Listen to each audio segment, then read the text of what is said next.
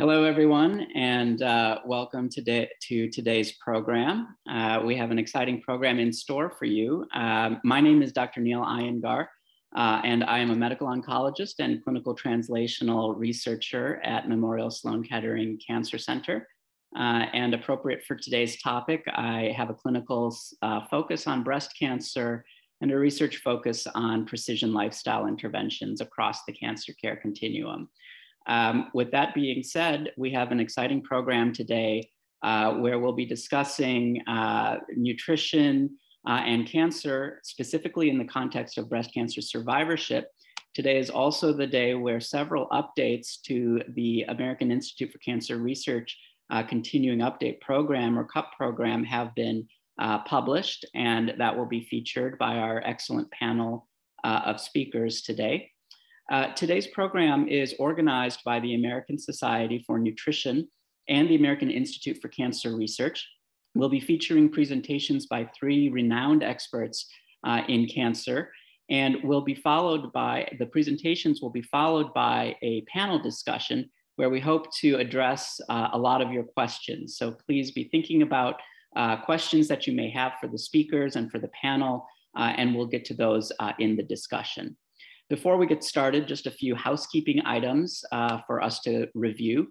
For those of you that are seeking continuing education credit, ASN designates this program as a maximum of 1.5 CME credits for physicians and 1.5 CPEUs for registered dietitians or dietetic technicians. Please claim the credit that matches the extent of your participation. You can visit the continuing education section of the Nutrition 2022 meeting platform to claim credit. You will be directed to complete an evaluation in order to get your certificate. And the dates are listed there on the right-hand side of the screen in terms of deadline for claiming credit. So let's go to the next slide. There we are. In terms of your questions, I mentioned that we will have a panel discussion at the end, but please feel free at any time during the program to submit your questions to our speakers using the question and answer feature within the Zoom panel. You can also upvote any questions if you were planning on asking that question, or that question is one that you're interested in hearing the answer. Please upvote it, and that will alert us to be sure to ask it. We will have plenty of time for questions at the end of the panel. So let's go to our speakers now. I'd like to introduce to you our three renowned speakers who will be each presenting updates today. We'll first hear from Dr. Kostas Tsilidis, who is a senior lecturer in cancer epidemiology in the Department of Epidemiology and Biostatistics of Imperial College. Since January 2020, he has served as the co-PI of the World Cancer Research Fund Continuous Update Project at Imperial College, which performs evidence synthesis of the diet, adiposity, and physical activity associations with the risk of cancer development and survival. We'll next hear from Dr. Steve Clinton, who is a physician scientist and has devoted his career to research in cancer etiology and prevention. Dr. Clinton's research activities, described in over 200 publications, include epidemiology, clinical intervention trials, as well as basic laboratory studies of cellular and molecular biology relevant to many aspects of diet, nutrition, and cancer. At The Ohio State University, he serves as director of the Prostate and Genitourinary Oncology Program for the James Cancer Hospital. Dr. Clinton also leads the Molecular Carcinogenesis and Chemoprevention Program for the Comprehensive Cancer Center and is co-director of the campus-wide Food Innovation Center. And finally, we'll hear from Dr. Edward Giovannucci. He is a professor of nutrition and epidemiology at the Harvard School of Public Health and associate professor of medicine at Harvard Medical School. His research focuses on how nutritional, genetic, environmental, and lifestyle factors relate to various malignancies, especially those of the prostate and large bowel. A specific area of his interest is the etiologic mechanisms underlying the relationship between modifiable factors and cancer risk. So now we'll go ahead and get started, and I'd like to turn over the presentation to Dr. Tsilidis.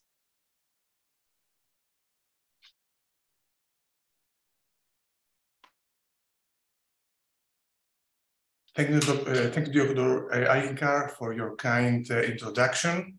And hello, everybody, and thanks for inviting me to join this excellent webinar.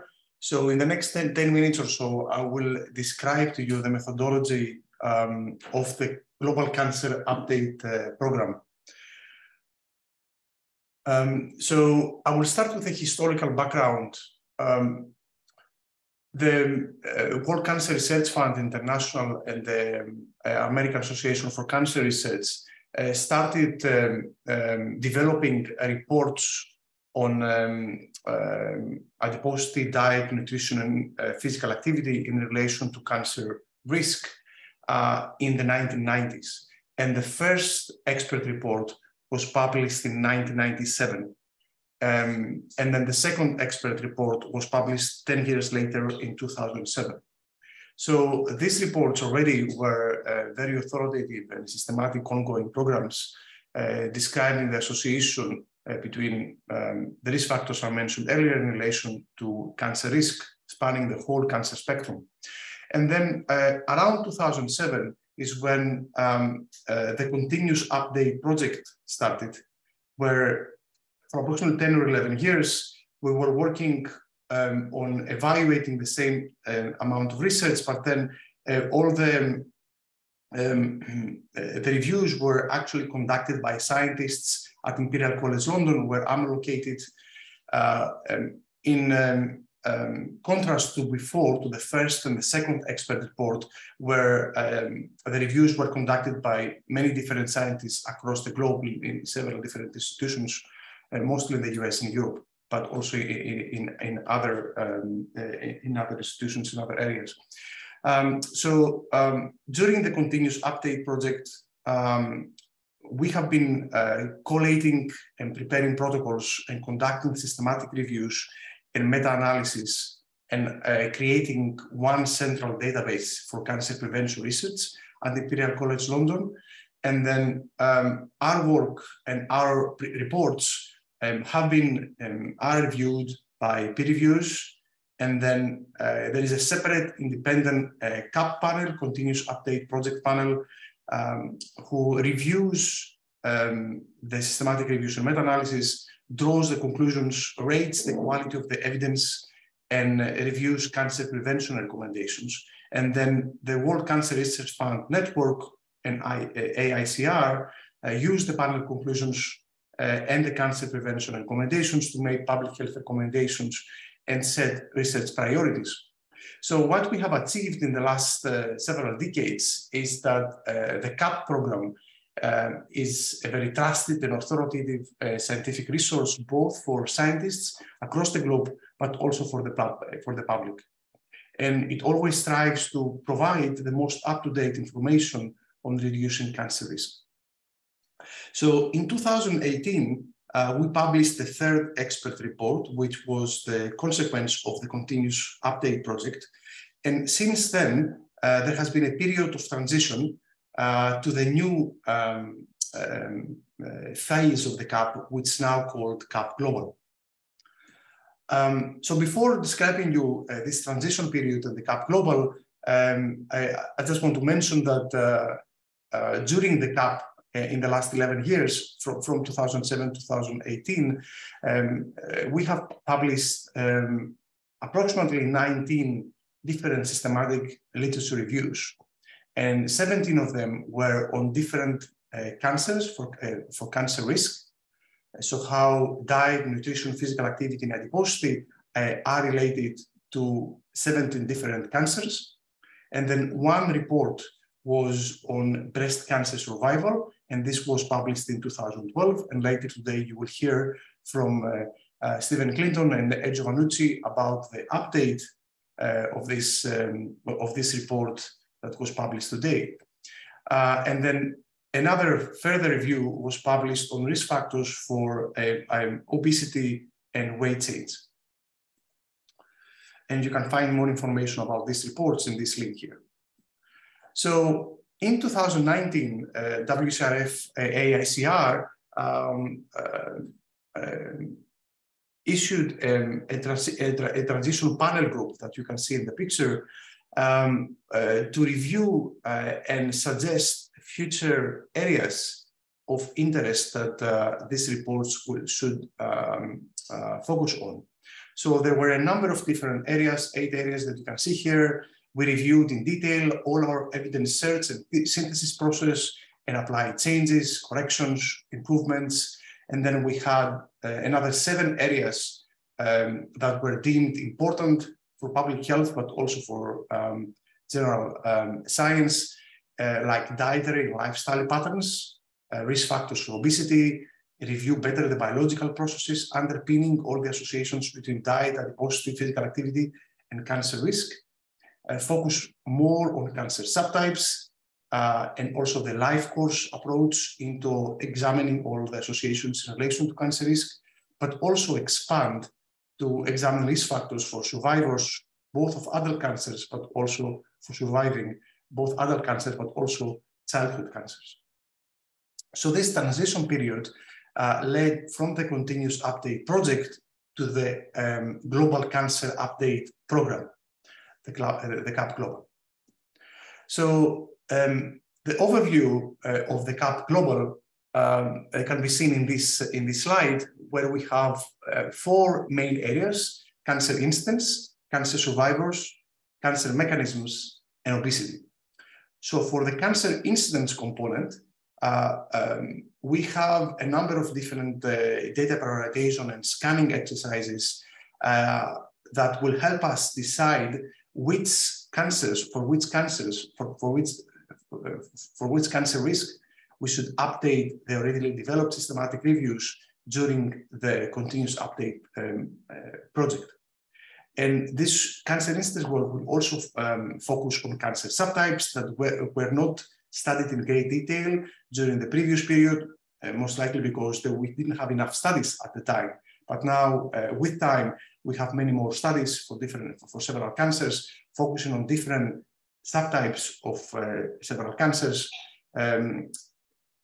maybe anatomical or hormonal or molecular subtypes.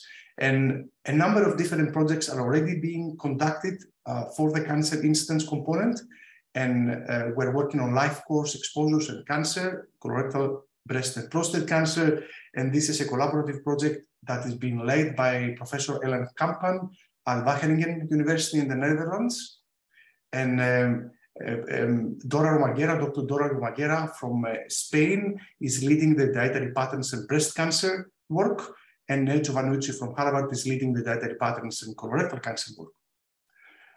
Also, a lot of our interest has been spearheaded towards cancer survivors.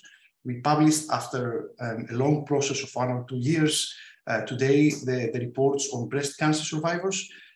But we have already started working on colorectal cancer survivorship. And the plan for next year it will be to work on childhood cancer survivors and prostate cancer survivors. And then we have a separate part of our work that is focusing on mechanisms. So we would like to have a more complete systematic review of the mechanisms that are potentially involved in linking diet, adiposity, physical activity with the different cancer outcomes that we are evaluating. And this work is being done in collaboration with Marc Gunter at IARC in Lyon in France. And we aim to review not only molecular epidemiological data, but also animal studies and try to come up with a system that rates the quality of the mechanistic evidence. And last but not least, the WCRF AICR is working on obesity. So what are the risk factors of obesity and weight change, and also of the dietary and lifestyle patterns. And there is a potential discussion also to expansion into novel areas of potential risk factors. So what are the methods for our systematic reviews? And I will focus this slide on breast cancer survival that will follow in the next 2 presentations. So we're using relatively standard methods of systematic review and meta-analysis. For the interest of time, I will not describe each one of them in great detail, but we have searched PubMed and Embase until October 31st, 2021. when including RCTs, observational studies, and pooled analysis thereof, with at least 100 women with breast cancer, with a breast cancer diagnosis. We're using both linear and non-linear meta-analysis methods. We are examining potential sources of heterogeneity, and also examining whether we have any small study effects bias. The quality of the individual studies is examined descriptively, at least for the breast cancer survival work, after identifying the most influential source of biases. But we are also heading towards a more risk of bias type of assessment of the quality of the individual studies. And we are grading the quality of the evidence using an expert panel review committee. So a couple of additional slides. I'm already past my time, but I will go quickly. So as I told you before, we are evaluating the quality of individual studies, and we have done a quick systematic review of the available tools, like the RobinSci, which is the Cochrane Review's preferred tool for non-randomized studies of intervention, and also the RobNOPS tool, which has been created by the USDA Nutrition Evidence Systematic Review, and by making modifications to RobinSci, and is designed to assess risk of bias in non-randomized studies of exposures. So we selected the RobNOPS tool, and we have created a global custom risk of bias tool, mainly by using the RobNOPS tool, by also adapting it, mostly to tailor it to cancer instance and survival, but also, and more importantly, to provide extensive guidance and examples to our risk of bias reviewers, so that we can minimize to some extent the subjectiveness and operationalize judgment. So there are 7 domains that you can see in the right part of the slide: confounding, selection bias, bias in classification of exposures, so on and so forth, that are evaluated by this tool. And finally, the quality of the evidence is judged by using grading criteria. So what we mean with quality of evidence is basically our confidence that the results from the studies that we are evaluating, the summary results, are actually correct. And we are using this system to evaluate the quality of the evidence that has strong and limited evidence as the main categorizations, and then subcategorization within strong, convincing, and probable, and within limited suggestive and limited no conclusion. And there are a number of predetermined criteria that are independent expert panel uses to assign the evidence matrix, which is quantity, consistency, magnitude, and precision of the summary estimates, existence of a dose response, study design and risk of bias, generalizability, and mechanistic plausibility.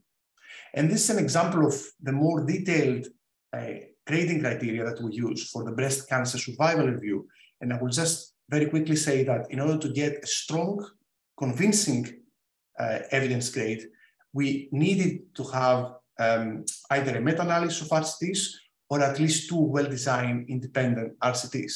No heterogeneity, no unexplained heterogeneity, no publication bias, and desirable supporting mechanistic evidence.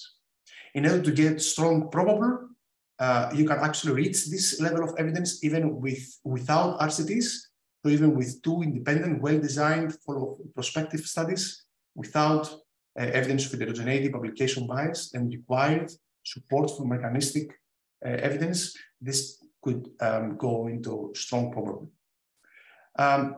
Very quickly, these are the findings from our 3rd expert report for cancer risk. Most of the associations were for, as you can imagine, for adiposity, physical activity, and alcohol consumption for several different cancers. And this led to the publication of the cancer prevention recommendations in 2018. And this quickly is the grid of the summary of conclusions for the breast cancer survival that Stephen and Ed will describe in more detail in the subsequent presentations. So I want to thank you all, and the organizers and the participants for listening. And I want to thank also, first and foremost, my team at Imperial and my co-PI colleague, Dr. Doris Chan, and our list of research associates and research assistants that do all of the work. Thanks so much. And I want to introduce now and invite to come to the panel Dr. Stephen Clinton for the next presentation.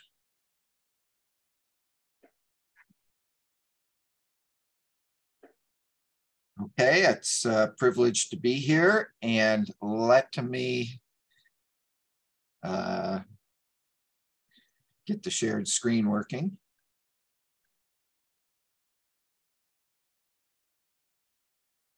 Okay, how are we doing on the shared screen? Somebody give me a finger up.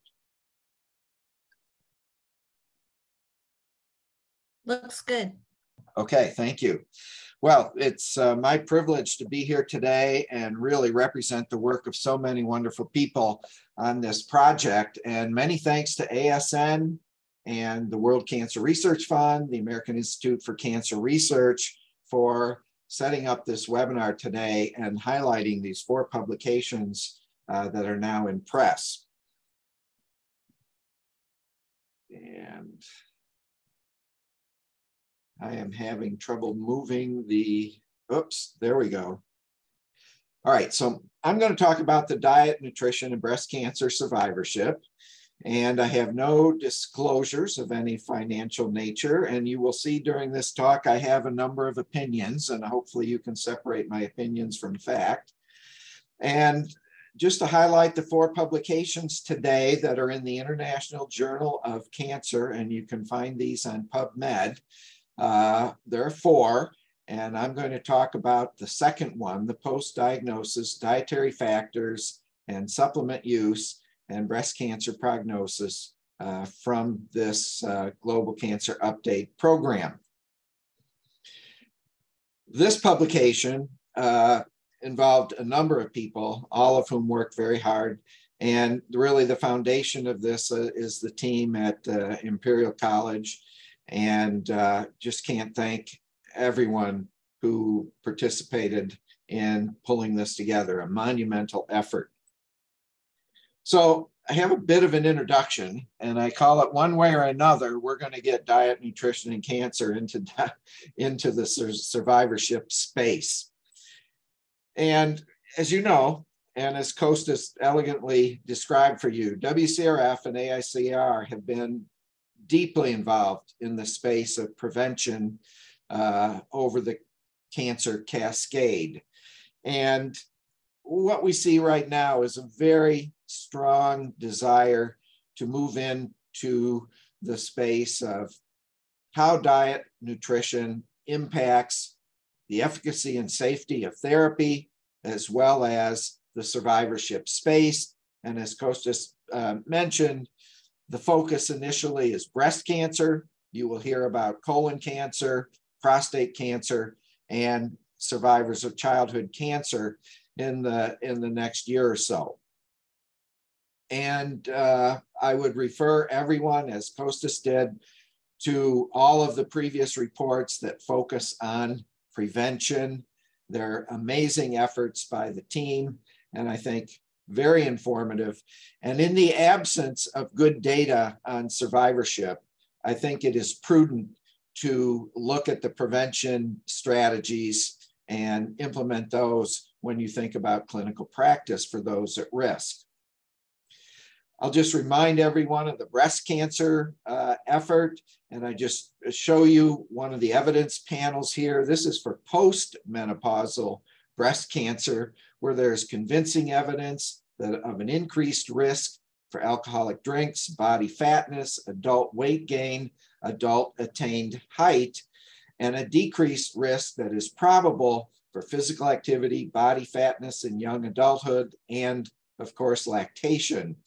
And then there's research in other space, but not enough to reach the category of strong evidence, and continued research is needed in order to further refine our knowledge in this space.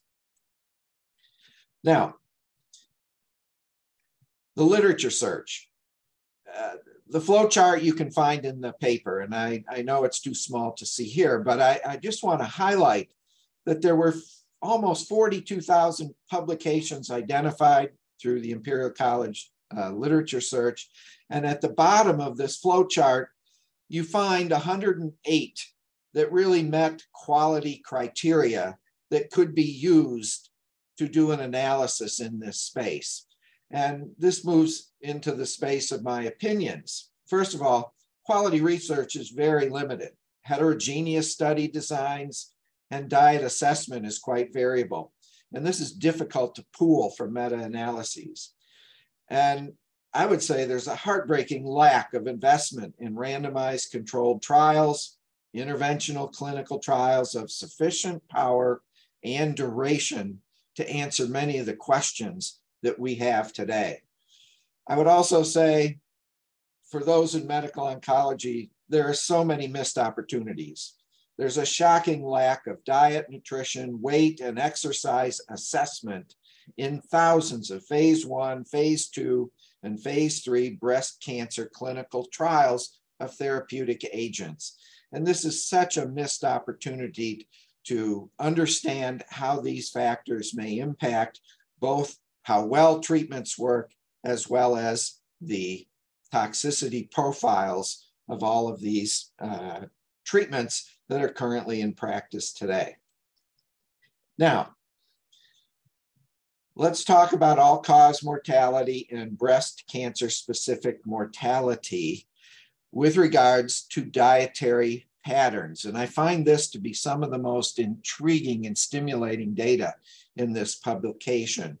First of all, just a very brief overview of what we mean by dietary patterns. And I'm going to say data-driven methods, which ask the question from large epidemiologic studies, what specific foods or nutrients are significantly associated with health outcomes, and using factor analysis, principal component analysis, cluster analysis, biostatisticians come up with dietary patterns that have specific labels. And I'll just give two examples that I'm most familiar with through my collaborative research with so many friends at the Harvard School of Public Health: the empirical dietary index for hyperinsulinemia, the empirical dietary inflammatory pattern that are being assessed with many cancers at this time. There's a whole nother class of dietary patterns that we call a priori or index-based methods, dietary indices that many of you are familiar with. So overall healthy dietary patterns such as healthy eating index that's defined by dietary guidelines for America, disease-related dietary patterns such as the DASH diet for cardiovascular disease, or the WCRF AICR diets for cancer. Regional dietary patterns are the foundation for the Mediterranean diet, the Nordic diet, and others. And then there are selective dietary patterns, some based on a little bit of science, some based on a little more, some just to get a book out in the popular press. Paleolithic diet, ketogenic diets fall into this space. And then there are combinations, empirical, hypothesis-oriented methods.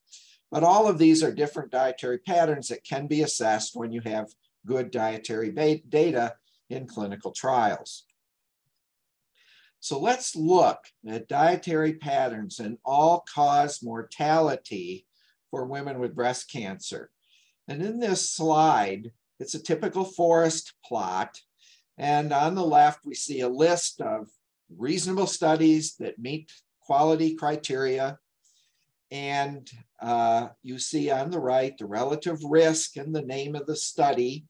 And on this forest plot, you do see a rather strong trend towards an improvement in overall mortality for consuming one or another type of what would be considered a healthy dietary pattern. Now, this is really interesting when you go to dietary patterns and breast cancer specific mortality. And I would say here, you kind of see a trend towards losing what is a relationship for overall mortality. So once you have the cancer, perhaps it seems a little less sensitive to the healthy dietary pattern that was noted for overall mortality. And on the other side of that coin, look at dietary patterns and other causes of death after a breast cancer diagnosis. And again, we see a reemergence of this trend towards a benefit for a healthy dietary pattern. In the studies that were reviewed of sufficient quality, you could sort of subdivide this down into cardiovascular mortality. And again, you see a general trend towards a benefit. And if you want to look in more detail at different studies, these are all highlighted in the publication. Now, my opinion is that the evidence is substantial for predefined healthy dietary and lifestyle patterns in reducing all-cause mortality and other causes of death. What we don't have enough data for yet, and we need more studies in this space for sure, is what is the role of a dietary pattern on breast cancer specific recurrence and mortality. Now, let me just sort of give an opinion about some of these issues of dietary patterns and breast cancer survivorship. First of all, dietary pattern research is critical. Second, translation. We need to have operationalization of various dietary patterns into randomized controlled intervention trials. We need to do phase 1 and 2 trials to test the feasibility, compliance, and biomarkers that are relevant to survivorship. We need to come up with ways to intervene with specific dietary patterns and test specific hypotheses in a prospective way. We need randomized controlled clinical trials to test the impact of validated dietary patterns on survivorship. And these are warranted. First of all, we need to look at impact on cancer therapy. We need to see if these patterns can reduce toxicity, enhance the efficacy, and overall improve resiliency and quality of life for women with breast cancer.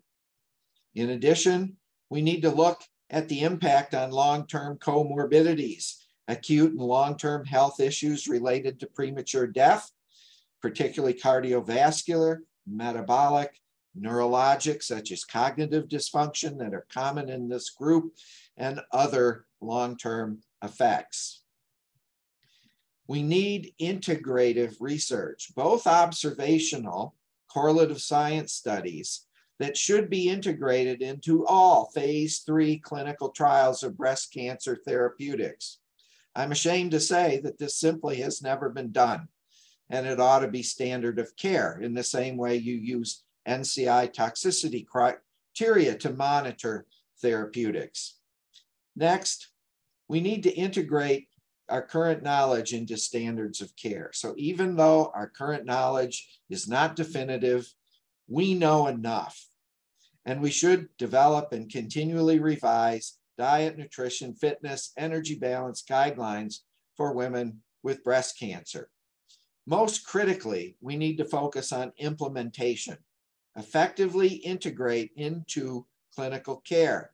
It must be done with appropriate intensity, duration, and monitoring over time, and it must be reimbursed by the healthcare system, Medicare, and insurance. And my apologies to all of those in the rest of the world that have universal health care. In the US, we have certain obstacles we need to overcome. And finally, the implementation must be done by those trained to implement dietary patterns effectively. And these are the registered dietitians. The physicians and RNs are simply not trained with enough depth of knowledge to do this. Now, let's move on from dietary patterns to what I call the reductionist thinking. So we focused on dietary patterns. We could think about foods and food groups such as dairy, vegetable, fruit, meats, macronutrients, protein, lipids, sugar, alcohol, specific nutrients like vitamins, minerals, non-nutrient bioactives like polyphenols and carotenoids. And fiber, of course, transcends these three macronutrient, nutrient, non-nutrient bioactives in many ways because of its complexity.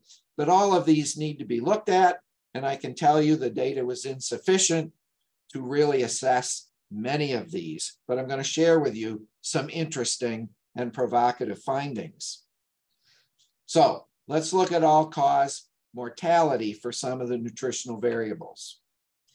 Here's dairy products. Now I have arrows on here to look at the p-value and the overall relative risk. And I think many people come into clinic thinking, for whatever reason, that dairy products in some way are greatly associated with risk.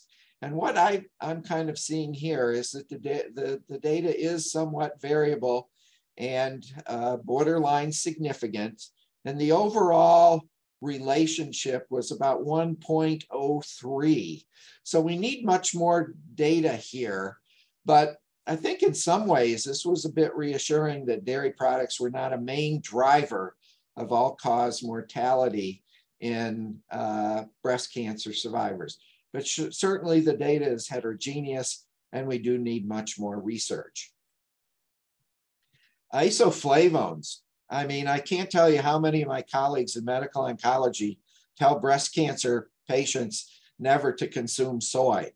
Well, as you know, isoflavones are rich in soy, and in our analysis here of all-cause mortality, if anything, we're seeing a borderline significant benefit of diets rich in foods containing isoflavones. And I think this should be reassuring for women who choose to have a more plant-based diet, that soy and soy products are certainly part of such an effort, and that the data to date, as limited as it is not supporting that it is a risk. Now, fiber was really interesting. Now, again, the number of studies is small, and we cannot make a definitive conclusion. And the p-value, of course, because of the heterogeneity and size of studies, was just not very strong. But these are very significant quantitative decreases for just 10 grams of fiber today. And we know that many Americans consume less than that, and the ideal intake might be 20 or more. So the potential benefit of a fiber-rich diet here, I think, is intriguing and clearly warrants more investigation as we move forward on all-cause mortality for breast cancer survivors. Vitamin D also popped out as being quite interesting over a number of studies. The p-value, again, significant, with about a 7% decrease for every 10 nanomoles per liter of 25-hydroxy-D in the blood. And quite amazing how consistent this was over a number of studies. So again, vitamin D, breast cancer, all-cause mortality warrants more investigation. Alcohol. Now, alcohol, of course, has been noted previously as a risk factor or something involved perhaps in breast cancer etiology. I felt kind of good about this data here, suggesting that the relative risk of all-cause mortality for breast cancer survivors was not really significantly increased. So a modest amount of alcohol per day, not really showing a very strong relationship with overall mortality. Let's move to breast cancer specific mortality. Alcohol intake, again, did not show up to be a strong risk factor for breast cancer specific mortality in the survivorship group. Interestingly, I found protein intake at 10 grams per day. Some interesting data here over a few, not huge studies, but a trend towards a benefit here of diets that were richer in protein intake for overall breast cancer specific mortality. Clearly warrants more research.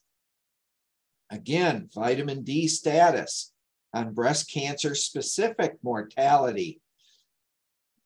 Not significant due to the heterogeneity overall of the studies, size of the studies.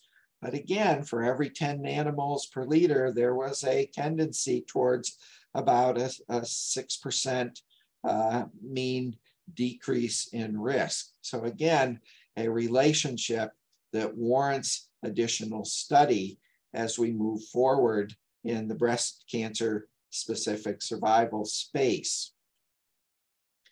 Limited no conclusion.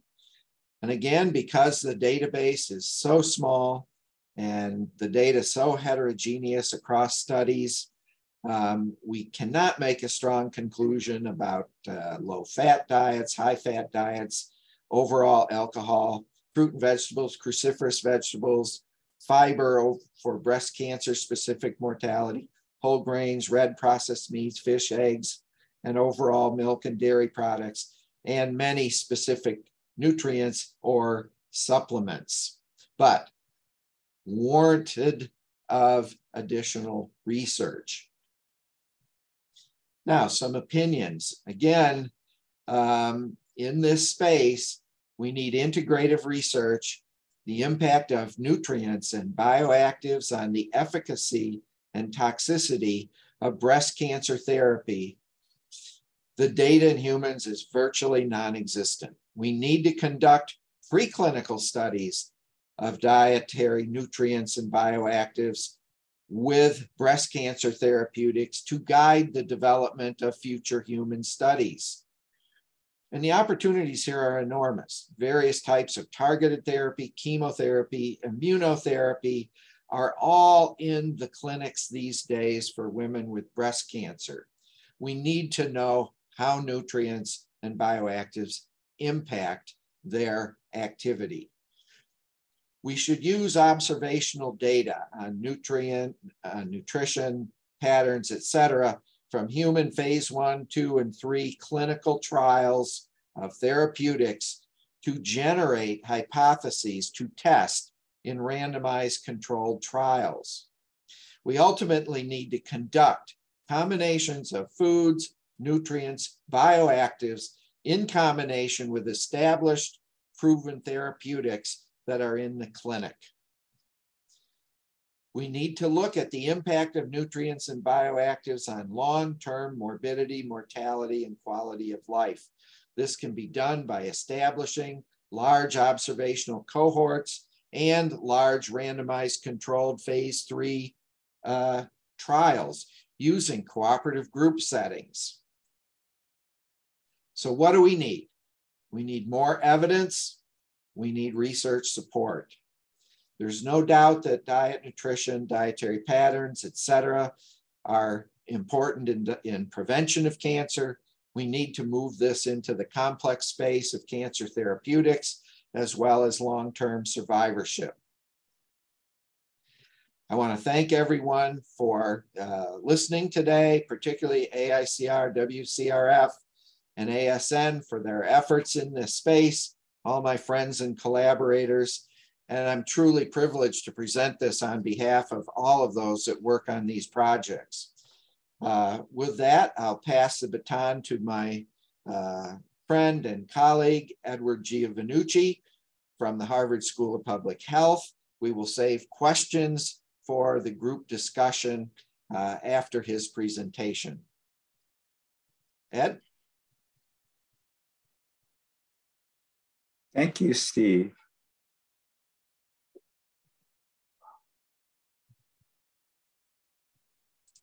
Thank you, Steve. That was a wonderful presentation. I Hopefully people can see my slides. If they can't, someone let me know. So the first two speakers gave a great introduction.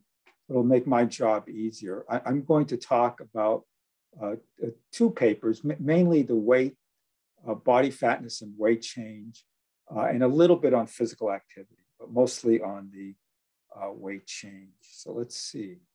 I have no conflicts. So as a background, in 2020, breast cancer was the most common cancer and the leading cause of cancer death in women globally. You can see the numbers there, and they're quite daunting. Of note, almost 8 million women had survived at least 5 years after a breast cancer diagnosis. Now, as was mentioned earlier, higher body fatness and adult weight gain have been established as risk factors for incident postmenopausal breast cancer, in particular the hormone-sensitive breast cancer. Now, as Dr. Tsouliadis mentioned in his first talk, he talked about the earlier reports from the WCRF and AICR.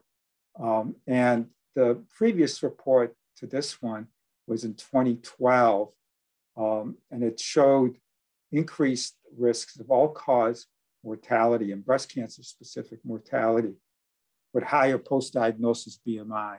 And women of normal body weight were shown to have the most favorable overall survival. However, the evidence was judged as limited suggestive because of limitations to determine causality.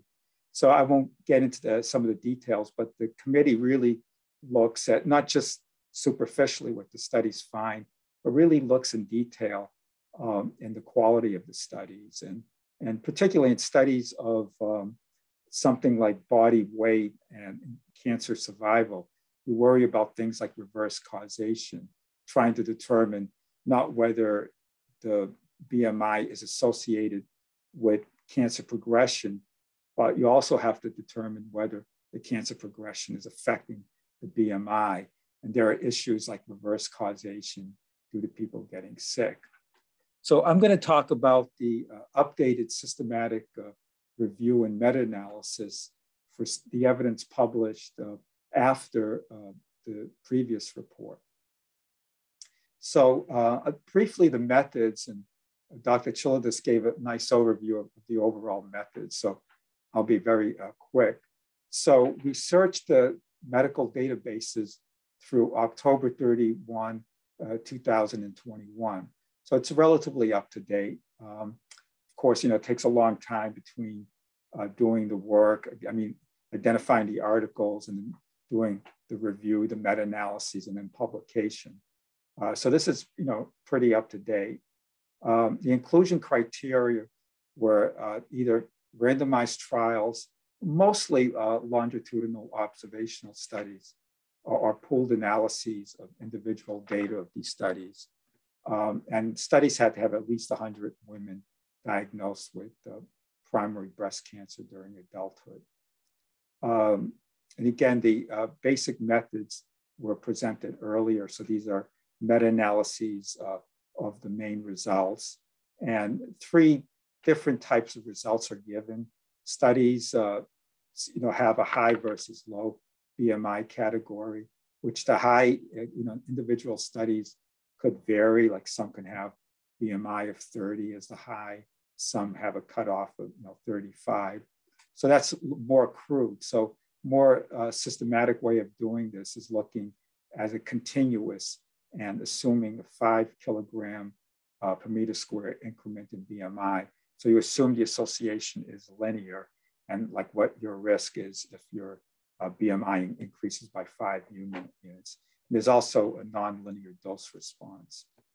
Now, I don't expect you to be able to look at this. I just wanted to remind you, and this is a slide that was shown earlier, that we have very specific criteria to come up with the designations of strong or limited, for example, evidence. So now the results. 42,000 publications were at first identified And of course, there's a lot of work that went on to pare this down to the 220 that actually had usable data on body fatness or weight change in this topic. And we have various endpoints. And the ones that most interested, all-cause mortality, which was based on 64 publications, breast cancer-specific mortality, which had 39, and then breast cancer recurrence had 63. For the other endpoints, there were many fewer.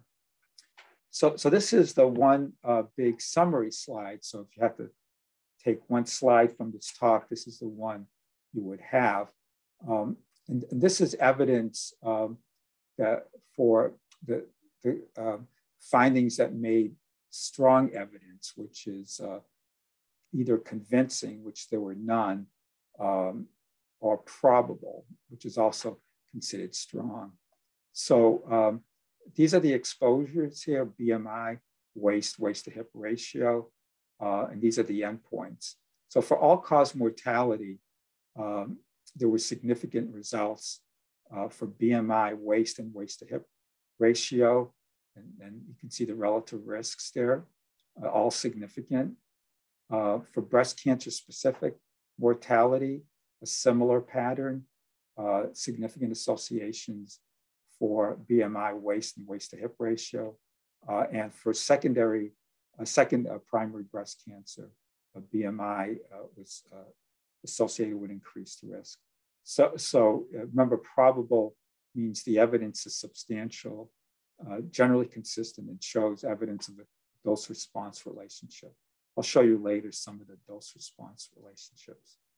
Now, some other factors came out as limited suggestive, which are considered interesting, but are not quite strong enough to give them the label of strong evidence. And so what was considered limited suggestive was basically results for recurrence, which were BMI, waist, and waist circumference. Now, the results for these were actually statistically significant, but the committee determined the evidence, while substantial, generally consistent, but is limited in methodologic quality relating to outcome assessment. But the main problem was that recurrence is kind of difficult to define, and if every study did it, differently. So we couldn't really give a strong conclusion, but it was, limited suggestive, which was interesting. Now, BMI was also associated with non-breast cancer related mortality, and though it was not significant, was suggestive. And for CVD mortality, it was actually a pretty strong association, but the confidence intervals included 1, because I think there were only 2 studies for this. Now, just to show you visually some of the results, Dr. Clinton explained forest plots before. So this is for high versus low category of BMI, so the relative risk comparing the high and the low. And you can see visually, like, don't worry about the numbers. This is more like of a pattern detection, not looking at specific numbers. You can see most of the studies are on the right side, which means increased relative risk. There's only 1 out of about 60 studies that had an inverse association, a protective association. That could be chance, 1 out of 60 is, could be chance, or it could be something peculiar about the study. So now this is BMI and breast cancer specific mortality. Now, again, you see a similar pattern. Most of the studies on the positive side, and this shows the linear dose response, which shows quite clearly pretty flat. And then when you hit BMI of about 25, then it goes up linearly. And the relative risk is about roughly about 1.4, looking at the very high BMI versus the lower BMI. Now, I also show this for BMI and all-cause mortality. And there's some evidence of nonlinearity, where again, above 25, you see a nice increased risk with a relative risk of about 1.5 in the highest category. Now, there is also, this suggestion of a slight increased risk with low BMI, but look at how low these BMIs are, like below, like this is 15 here. So some of these are below 17. So these might be attributable to reverse causation, people that have lost weight. Now, if you look at breast cancer recurrence, which is there's limited suggestive evidence, you see similar pattern with an increased risk above BMI of 25. And for this endpoint, it's not really looking at mortality. So you actually don't see this increased risk at the lower BMI, which also gives you more suggestion that the increased risk at the low BMI for mortality endpoints might be due to reverse causation, or people who are sick have actually lost weight. Now, those are the overall results. And one of the nice features about looking at so many studies and pooling is that you can look at a lot of different details. And here I show, I think, about 11 or so stratified results. So we looked at results, the main results stratified by different things like geographic location, study design, treatment, like whether the BMI was measured before or after chemotherapy. And you can see, for the most part, the results were consistent from across all of these items. There were some slight differences, and I'll show a couple of these.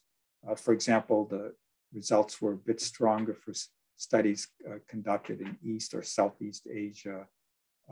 Results were a little bit weaker if they were conducted after 2005. I'll show some of this. They're actually stronger for premenopausal women, but also seen for postmenopausal women. So this is the geographic location. And you can see, this is for all-cause mortality, breast cancer mortality, and breast cancer recurrence. So for example, let's just look at all-cause mortality. You can see that the relative risk was 1.13 for East or Southeast Asia, and 1.08 multinational, 1.06 for North America. So it's actually significant for all regions, but suggestively stronger for in Asian populations. Menopausal status is interesting because for breast cancer incidence, obesity is only a risk factor for postmenopausal breast cancer. But interestingly, for survival, the results are seen for both pre and postmenopausal, but if anything, actually a bit stronger for premenopausal, especially notable for breast cancer mortality, where you see the 1.35 increased risk.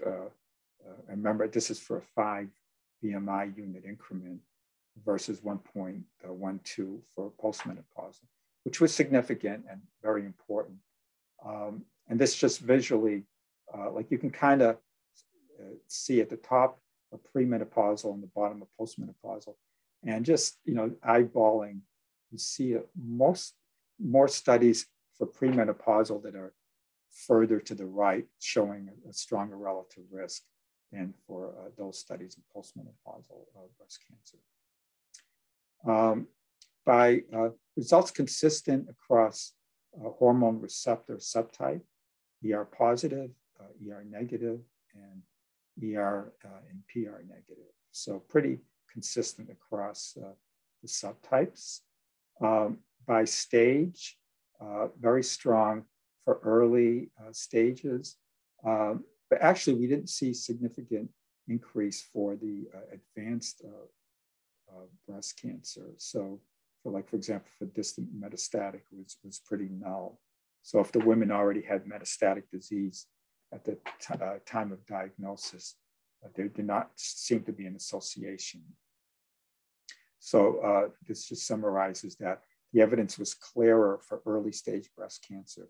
For later stage breast cancer, especially distant metastatic disease, reverse causation from weight loss due to the advanced disease may occur. Now, supporting the reverse causation explanation is that substantial weight loss of 10% from pre-diagnosis weight appeared to be associated with higher all-cause mortality. So in other words, if you look at the women who actually lost 10% body weight from pre to post-diagnosis, they had an increased risk of mortality. That strongly suggests that the women were losing weight, not intentionally, but because they were sick from the cancer. So for obesity-related endpoints, here are the conclusions. There was strong evidence with a probable grade, which is, remember, it's still considered strong, that higher post-diagnosis body fatness increases risk of all-cause mortality, breast cancer mortality, and second primary breast cancer in women diagnosed with breast cancer. Further intervention trials, well-designed observational studies, and biological mechanistic studies in diverse populations are needed to elucidate the impact of body composition and distribution and their changes on long-term and short-term breast cancer outcomes. Now, I copied this directly from the paper, but in the spirit of Dr. Clinton, I would consider this my opinion too. So now I have a little bit of time because we want to leave ample time for questions. So I'm going to very, very briefly talk about the other paper that came out on recreational physical activity. Very brief summary. So now, similar for the body fatness paper, we searched the same databases through October 31st of 2021 and included 20 observational studies and 3 follow-up observational analyses of patients enrolled in clinical trials. So the main results in linear dose response meta-analysis, each 10-unit increase in med hours per week, metabolic equivalent task hours of recreational physical activity, there was a 15% lower risk of all-cause and 14% decrease in breast cancer-specific mortality. Recreational physical activity was not associated with breast cancer recurrence. Now, the nonlinear dose response meta-analysis indicated a 48% lower all-cause and 38% lower breast cancer-specific mortality with increasing recreational physical activity up to 20 met hours per week, but little further reduction at higher levels. And actually, this nicely shows the dose response for both all-cause mortality and for breast cancer mortality. So you can see a real steep reduction up to about 20 med hours per week and similar for breast cancer mortality. Now, but some people ask, like, what is 20 met hours? So I think, let's say walking for an hour would give you something like 3 to 4 med hours if it's a brisk walk. So, basically we're talking like walking, 5 or 6 times a week for an hour. So an almost daily walk. Now, it's important to note that the panel did not reach a unanimous decision on physical activity and breast cancer prognosis. There was actually kind of a split. Some thought the data made it into probable and some did not. So to be conservative, we went with limited suggestive. The major limitations were residual confounding, selection bias, and reverse causation cannot be ruled out. So you have to really get into nitty-gritties of the studies to look at this, even though overall there were clearly associations. Now, studies generally did not adjust for cancer treatment dose. So there are various features, and I'm going to get into all the specific methodologic issues, but it's very difficult to study an observational study physical activity and the mortality endpoint because as people get sicker, they may be reducing their physical activity. So the direction of the causality becomes questionable, like whether physical activity causes mortality or impending mortality causes a reduction in physical activity. But these are more opinions, I guess. These are caveats. The evidence is consistent with the benefit of physical activity. And I know potential biases, we can't prove that the biases existed, but potential biases cannot be ruled out, which precluded a higher level of confidence. But the report is also useful, not just for making recommendations for patients, but also for researchers in identifying what future studies should focus on to solidify conclusions. Now, even though the results did not make strong evidence, most women, especially with early stage breast cancer, will die of other causes other than breast cancer. And physical activity is very likely beneficial. So unless there are contraindications, that should be contraindications, it is reasonable to encourage breast cancer survivors to adhere to general physical activity guidelines. And also of note, physical activity may be one factor to help prevent weight gain. And as I noted earlier, higher body weight was decided to be a probable adverse factor for breast cancer prognosis. So thank you for your attention. I'll stop now and go back to Dr. Iyengar, who will lead the discussion. Great. Thank you so much. And a big thank you to all of our speakers today. That was incredibly insightful and helpful. And I think, one common theme that has been raised across the talks amongst many is that this kind of aggregation of data, particularly in the setting of a lack of randomized control trials, as Dr. Clinton pointed out, I think is incredibly important as we think about clinical recommendations, especially the heterogeneity of clinical recommendations with regard to areas that lack randomized control trial data. And I'm specifically thinking of my oncology colleagues. So thank you for the presentation of this updated data. We have a couple of questions, and I'll kick it off with one of my own questions specifically about methodology. And this could go to Dr. Tsilidis or any of the three of you on the panel. But this is a global endeavor, and we know that a lot of these factors, adiposity, diet, vary quite a bit by race, ethnicity, location, and so forth. So I'm wondering if you could comment on how this project attempts to balance an evidence base, an observational evidence base that is likely to be predominantly weighted towards Western or white populations. And I know Dr. Giovannucci commented by geographic region in terms of adiposity, so that was certainly helpful. But could any of you comment on that kind of angle and perhaps initiatives for the future to try to gain insights from underrepresented populations? Thanks. Maybe I can kick off, and then Ed and Stephen can add.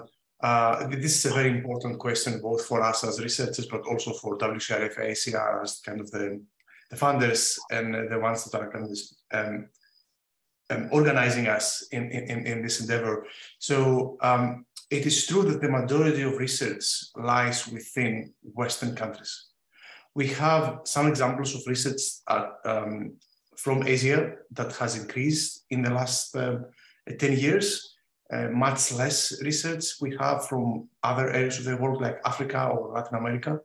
So most of our recommendations, I think, is based on studies from the Western world. So for this reason, there is, in general, a very important call out to researchers from other areas and also to funders to fund research in areas of the world that maybe don't have their own strong research organizations. So we definitely need more data and more research from countries in Africa and also Asia and Latin America. And there is an interest in discussions within WCIF to work more on inequalities research and try to put together even inequalities within the Western world. So, because again, most of the data coming from the Western world are coming from healthy volunteers that are of middle or usually higher income or education levels to a large extent. So we generally need even more data within our Western world into minorities. So that should be a great focus of future research. That's fantastic. I'll just very briefly. Yeah, I agree with Costa's comments. Since the example came out with body fatness, I think that's a good example where we actually would expect to see differences in body weight associations with across different ethnic groups, because the fat distribution, percent of body fat, is propensity for visceral adiposity, et cetera, is very different in Asian populations to white populations. Having said that, the overall recommendations are applicable to all the races that we're able to study, but there may be differences in the magnitude of the association. Yeah, let me add my 2 cents, which, please. Neil, your heart's in the right place, meaning we all want to be able to personalize diet, nutrition, therapy for various subgroups that have different backgrounds, experiences, cultures. Absolutely agree. But let me just sort of say, as a medical oncologist, we don't even have that quality data for different groups with regards to established, proven chemotherapy, radiotherapy, immunotherapy, anyway.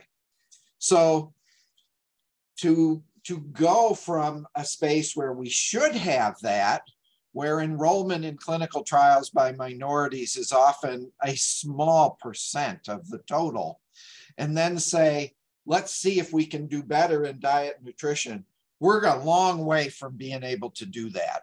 So we don't even have good data for women as a whole, much less subgroups. But is it an area where we need to work? Absolutely. Yeah, thanks for that point. Certainly a global problem, so to speak, within the clinical trial context, even in our own country. And one question that has come up, I want to go back to Ed. We had a couple of questions about BMI and body composition, and wanted to get your thoughts on whether or not what the data shows. Specifically, we've got a question about lean body mass and mortality risk, and what additional nuances we may be able to gain by looking at associations with body composition. Yes, no, that's a great question. And so especially for survival, now I'm more of an expert on colorectal cancer than breast cancer, so maybe other speakers can chime in. Like I know for colorectal cancer, it's interesting that there have been studies where the researchers have measured body mass, like using CT scan, more direct measures. And actually, they've shown pretty conclusively that higher lean body mass is beneficial.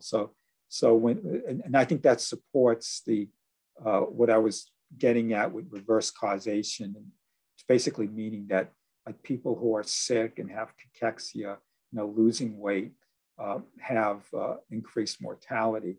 So that actually makes, we use BMI as a surrogate for body fatness, And in a general population, relatively healthy people, it works pretty well. But when you get into cancer survivors, particularly, and other diseases, it doesn't really work that well. And I think we need to do more studies where we actually use better measures, more direct measures. And I think it's the same for breast cancer, but I don't know, maybe other speakers know more about the data on that. Steve, yeah. Yeah, let me just say that, when you look at the survivorship space, it isn't that hard to do a retrospective study, chart reviews of clinical trials, and get height and weight, because that's how a lot of chemo is dosed. So that at least is in the chart. So you can do studies of BMI. But what is not in there is lean body mass. So it's not measured. Now for the future, wouldn't it be great if we could incorporate some of that in there? And one way of doing that is that there are now computer programs that you can purchase and use CT scans to get an assessment of body mass, both 2D and 3D, and lean body mass, et cetera, adiposity, visceral versus peripheral, et cetera, and do some retrospective studies and to get a handle on this. So it's really an issue of what tools were available at what time in order to get to the lean body mass question, which of course is very relevant to issues of fitness and energy balance. Yeah, I really resonate with that. And one thing that I'll just mention is an initiative, a clinical initiative that we're trying to undertake in our group is to put BIA scales, not as accurate as the CT scanning method, as both of you have mentioned, but BIA scales in the clinic so that patients can step on the BIA scale, get their weight, but we can also get their body composition and hopefully generate a large enough cohort to ask some of those questions that Dr. Clinton was mentioning. Another question that has sort of thematically come out is the prevention versus the survivorship space. We've seen all three of you present some data with some subtle differences in terms of associational strength between diet or adiposity or various other factors in primary prevention versus prevention of recurrence, or even primary prevention in the post-diagnosis space. Are any of you seeing any major differences, or is it safe to say that for now, in the absence of more data in the post-diagnosis space, although those data are coming out, can we generally use the preventative recommendations for lifestyle, adiposity, and so forth in the same way in the post-diagnosis space?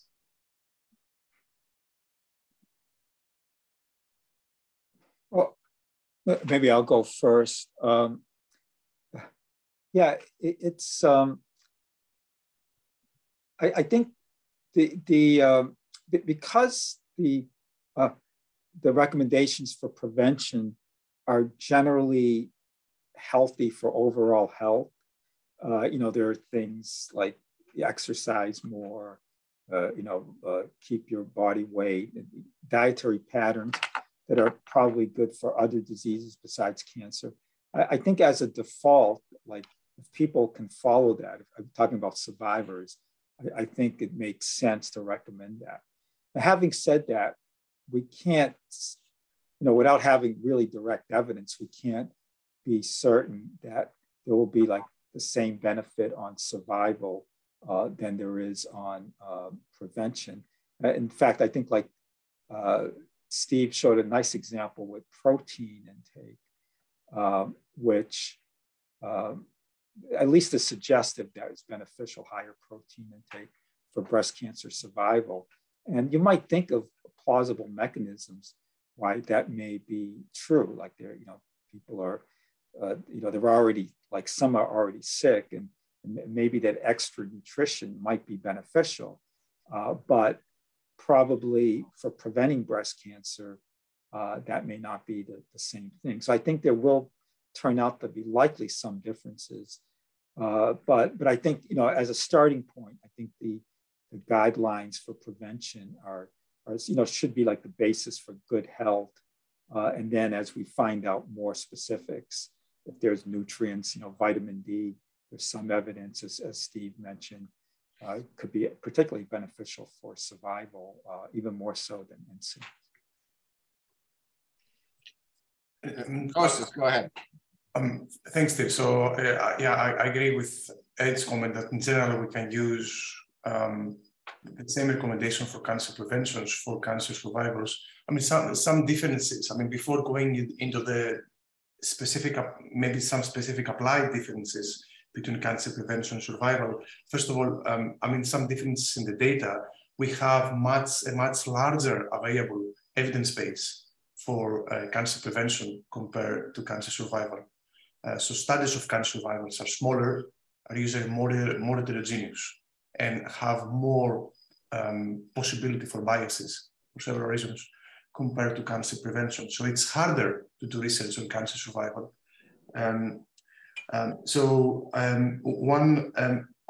additional potential difference is that some of the associations we have seen for physical activity or adiposity that Ed showed for cancer survivals show some interesting nonlinear associations that we may not see to that extent for cancer prevention, even though we do see some of them for some cancers. But part of this nonlinearity may be due in cancer survivors, maybe due to methodological reasons like reverse causation that Ed mentioned. Yeah, so let me jump in with a little bit of a conceptual overview of how I think about this. So one, we have a large database, pretty strong for prevention and for overall health. Healthy Eating Index, Dietary Guidelines for America, one size fits all with its caveats. But we know that 90% of Americans in many parts of the world also don't eat well. So let's take people who present with early stage disease that increasingly are cured. Okay? Their main cause of death is not the cancer that they had. It's everything else. Therefore, the prevention and Healthy Eating Index, dietary guidelines are absolutely appropriate. And for many of those people who had the scare of cancer, that is a teachable moment. And it's a moment when they are in the medical system where you can assess diabetes, hypertension, and other problems and get them plugged in so they're getting appropriate medical care coupled with diet and lifestyle care. So I think for people with early stage disease, these things are really relevant. Now, for people who present with more advanced disease, where the risk of dying of that cancer is much higher, but yet with improved treatments, people are living longer with disease control, if not cure. We really have to focus on the question of what are the dietary recommendations that make the treatment work better? And what are the dietary recommendations that reduce toxicity and improve quality of life? And that's sort of a different space. Now, a third space that most patients come in thinking about is, I need to eat X to treat my cancer. For people with metastatic advanced cancer, you know, those cancers are criminals. They're misbehaving. They don't listen to normal physiologic signals, okay? And as you know, as a medical oncologist, they soon develop resistance to things like hormonal therapies and other things that control the disease. So by and large, advanced cancers aren't listening to what you eat, okay? You need to eat well to make your treatments work better, to have resilience and improve quality of life. Well said, well said. Thank you for those responses. You know, I like to highlight Warburg metabolism to some of my patients who are trying to tell me that they can eat a specific food to treat their cancer. The cancer will get what it what it wants through its intrinsic metabolism.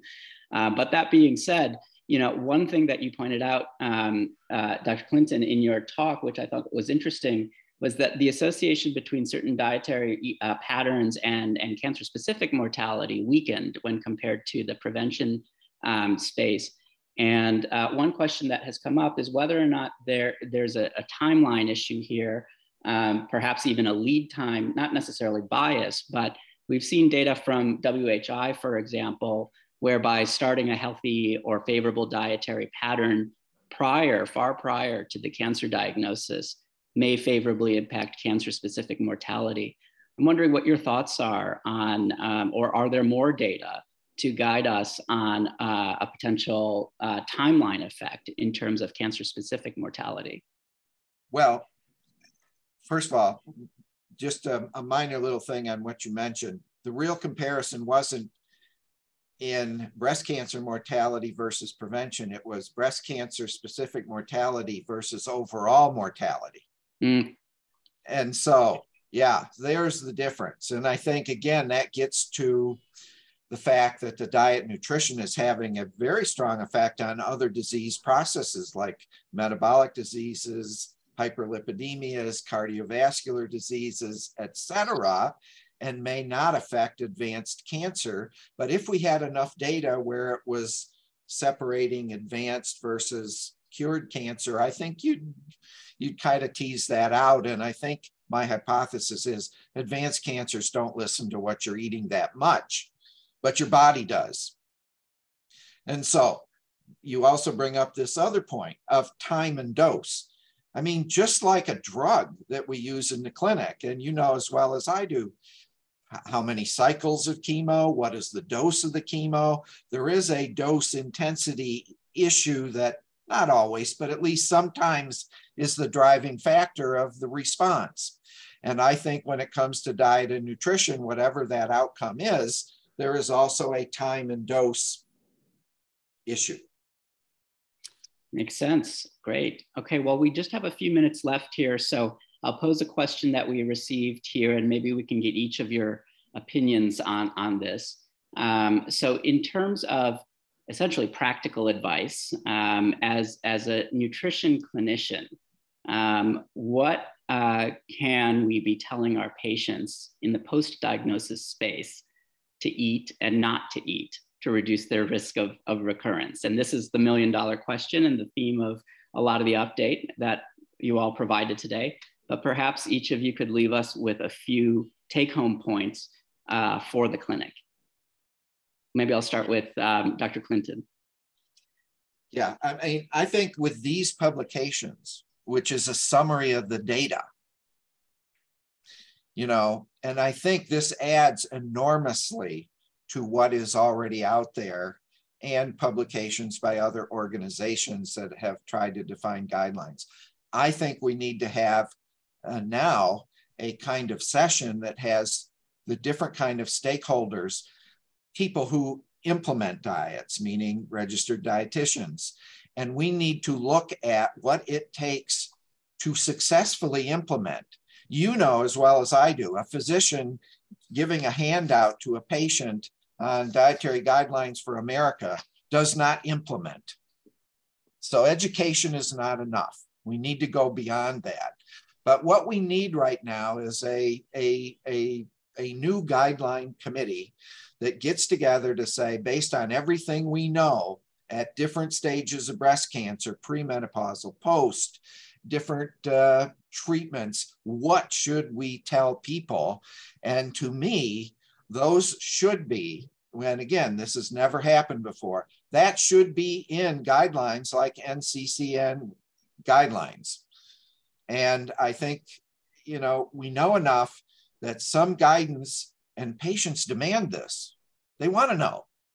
Absolutely. Because otherwise they're down the road to some high school student working after school in the supplement store. Now, we know as well as everyone else, that's utter nonsense. So we truly should validate that registered dietitians should be part of a medical oncology clinic, reimbursed for their services, and be given the resources to implement the knowledge that we have. Absolutely. So we need more work on the implementation side. And as you said, I think that the recent update has really helped us in terms of hopefully getting there once the evidence base continues to evolve. Dr. Giovannucci, any comments in closing from you? And then we'll finish with Dr. Silidis. Yeah, just briefly, like there's always a tension between, trying to have definitive evidence, and, we should always, be pushing for more and better research. And I think we gave some indication where we're headed or should be headed. But at the same time, I think there's enough to make practical recommendations. And I think the AICR, WCRF already have these. And I think they're just, at this point, general, but I think still useful recommendations.